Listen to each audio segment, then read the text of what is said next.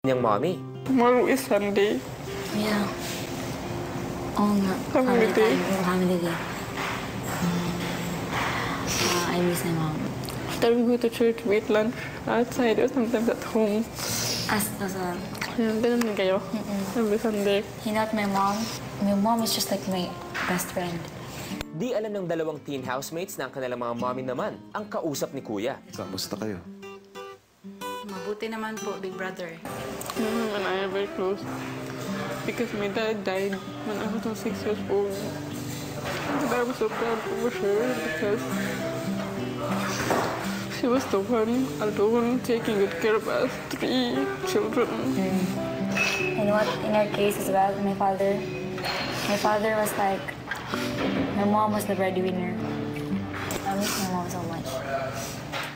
Rose, Yes? nami-miss mo na ba si Rona? Opo.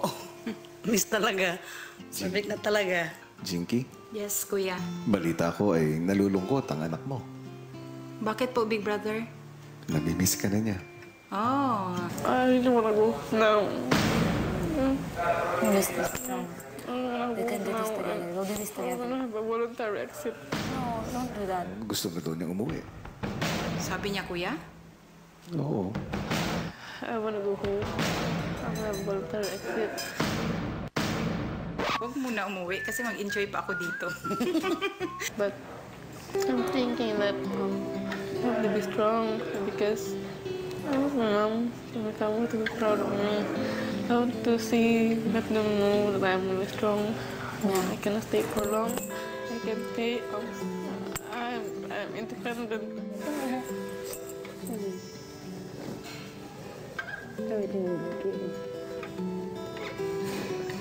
Baka mauna pang umuwi yung dalawa niyong anak kaysa sa inyo.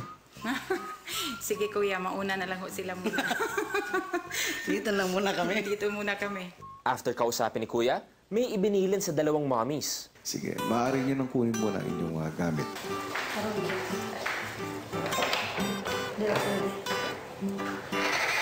Kunin siya muna. Kunin siguro muna. Before.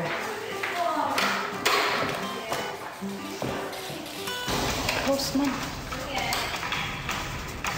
Galas?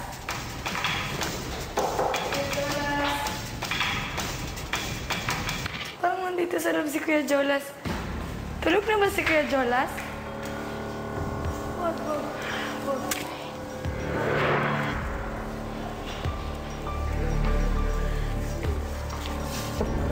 Sino kulang sa inyo? Sinong kulang? Uy, sinong kulang?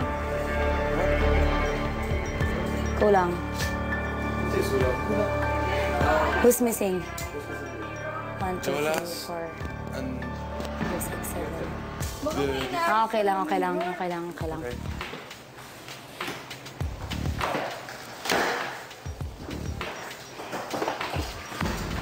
Bata, baka marinig tayo. Oo nga. Wait lang! Nandyan si Luis! Alam ko eh! Luis! Sorry girls hindi ako yung narinig niyo. Pero atin-atin lang, yung mga guardians niyo. Tulag! Better. Kuya, patabi na naman si Luis! Pawak niyo kahit ilong! Maagang humiga ang mga teen housemates para maagang patulugin sina Robbie at magawa nila ang notebook task.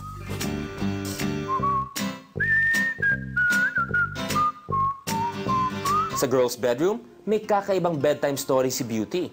Jaya, talaga yung tornilyo ko. You know what?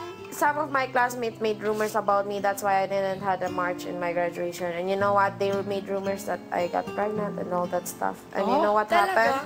The one who make rumors about me, they're the ones who got pregnant now. Yes. Kaya lahat ng mga nangungutya, magbabayad din. Rumors run fast. You know what? Every time I go out into downtown, it feels so hard. Talaga? Sige lang, ate, iyak na yan. Cry. Huwag ka naiyak. Yeah, I don't know what. It feels so hard. At that exact moment, ang mommy naman ni Beauty ang kausap ni Kuya. Parang tingnan mo siya parang maldita o suplada. Kasi yan si Beauty, pag gumagalaw yan sa school, parang isigulaki o hindi ko nga maintindihan bakit sila galit kay Beauty. It feels like Sabi, ano ba, meron ba akong STD, AIDS ba dito already? If she didn't get yung ceremony ng graduation niya, at least she was given a chance. Imagine nabigyan siya ng grand entrance dito. Para sa akin, parang sobra pa yun sa graduation.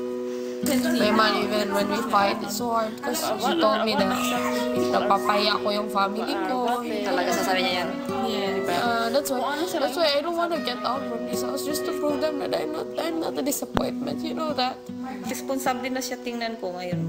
Parang nakikita ko na iniisip niya talaga yung anong gawin niya dito. Baka sa pag-uwi, tuloy-tuloy na yun. Dito sa